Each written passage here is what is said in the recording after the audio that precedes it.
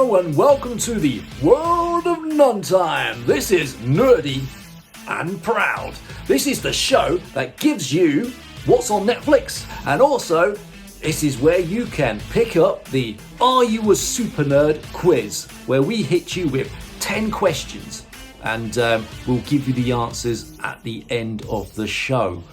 So, without further ado, let's get on with it. So right about now, we're looking at what's on Netflix. And what I want to show you today on this one is High Score. Now, what's High Score? In a nutshell, this is the history of gaming, including famous games like Pac-Man, Donkey Kong, and Mario. It's also the history of gaming machines, so basically a walk down memory lane for old codgers like me. But it's not just for memory laners, because if you are a gaming nerd, you're going to love this infotainment, young or old. So, I just want to say, can you imagine calling a special department because you're having trouble on a game? And I mean literally having to pick up a phone that's still attached to a wall, wired, to call somebody who's sitting in an office with a bunch of other people and to get you through a problem in your game. It's inconceivable today, isn't it? Because now you can just go on the internet, type it up, and there'll be a video to show you how to get through the problem. And this is what High Score is about. It's showing the history of gaming, and it's really, really interesting. So it's got the history of gaming and gaming machines. So it talks about obviously the Atari, the Amiga, the Nintendo, and you get to meet some of the people who revolutionized the gaming industry, breaking the mold and paving the way for how games are created in modern times. And there's some amazing facts in there and some interesting stories like the E.T. game, which apparently was the worst game ever. But it was interesting to hear about his story and how he worked so hard for that game. And nobody wants that title. Nobody. You'd feel for him because he worked so hard on it. So do watch that. So yes, if you want to see the evolution of the gaming world, a world you totally love, or you love historical content, or you simply want to be entertained or learn something new, then yep, it's worth a watch. So put it in your planner. So, are you a super nerd? Well, there's only one way to find out, isn't there? And that is to take on the quiz. So, can we have serious music, please, as we go into the first 5 questions? In the 2007 movie Meet the Robinsons, how many couples refused to adopt the orphan boy Lewis? What is the name of the company Neo works for in The Matrix? Who played Chief John Anderton in Minority Report? In 2007's Transformers, who claims this motto? Freedom is the right of all sentient beings. And finally, the villains in the 2007 version of the movie Transformers are known as what?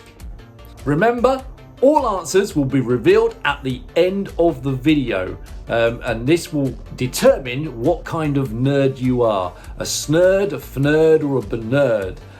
If you get all 10 of these right, you're absolutely snerd. You could even be a Bernard. Oh yes, what's a Bernard? Well, you'll have to check out another video for that, won't you?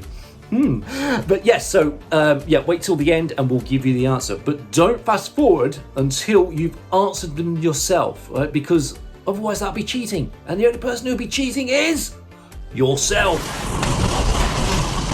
So this part of the show is Nerdy and Proud Cool Gadgets. And one of these smartphone gadgets I want to share with you today is the Anker Nebula Capsule Max. And what this is a Wi-Fi mini projector.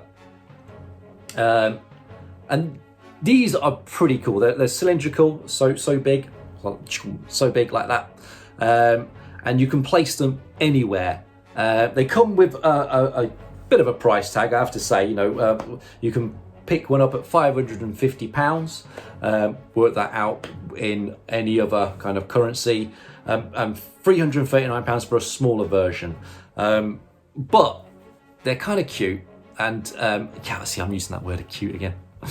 Cute, but they're tiny, and you can place them around anywhere in the room or outside. It's bright enough to be used outside, and it's got like an adjusting thing. I'm not going to get too technical with this because I'm just not going to get technical with it. But because what it does, it's able to adjust on a wall, so it's always square to you. So if the wall's like that, it will. God, my hands are all twisty. It will square it up. Raving, whoa, whoa, or karate, whatever. But yeah, it will square it up, and it will look like you're watching it face on. So that's pretty handy. And I've wanted one of these because obviously before the dreaded COVID, I was hoping to do a little thing on our local park where you can go and watch a movie, have a bit of a picnic and what's not, but then watch a movie and invite people to come and watch the movie. Obviously we can't do that now, but I do hope that there'll be a time when we can do that. So again, if you're watching this and it's in the future and it's, you're now allowed to be sociable, it would be awesome just to be able to take this, and I'm sure that you'll be able to do something where everyone can put their own headphones in, which I'm sure there'll be some gadgetry for that as well, and so you're not being a nuisance, I guess, because we don't want to be a nuisance. No. Right, yeah, that's what I wanted to show you. So quickly moving on to the next. Well, we've come to the point in the show where we're going to give you another, not one, not two, not three, not four, but 5 more questions. That's right, 5 more questions, because there's 10 in total. So we're going to give you the 5 more. Serious music, please. Which actor provided the voice of Megatron in Michael Bay's 2007 movie Transformers? In The Matrix, which character says, "Neo, no one's ever done anything like this"? Probably not in that kind of tone. They might have just said it a bit better than what I did. In which 2001 movie did Ian McKellen play the character Gandalf the Grey? How many Marines were sent to fight the aliens in the 1986 hit movie Aliens? Aliens. Used to catch me out all the time. Aliens. And finally, what was the name of the ship in the original Alien? See? Aliens. Doesn't make me a nerd, no, does it? No. So there's your final questions, and we will give you the answers at the end of this video, so you can check them out then. The first one I want to show you, magnifying smartphone accessory. Now this is cool for just enlarging stuff, like a microscope, and it just attaches onto your camera, and if you can see the picture, how well it magnifies, and it looks really, really awesome. And just kind of imagine what you'd be doing with it, close-ups, or like this one, it's on a circuit board, so you can look at fine detail. I suppose, but if you do intricate, I'm just thinking model making with intricate like painting and what's not, that might be worth doing as well, just having it so you can see the fine details in your painting, miniature models and what's not. And secondly,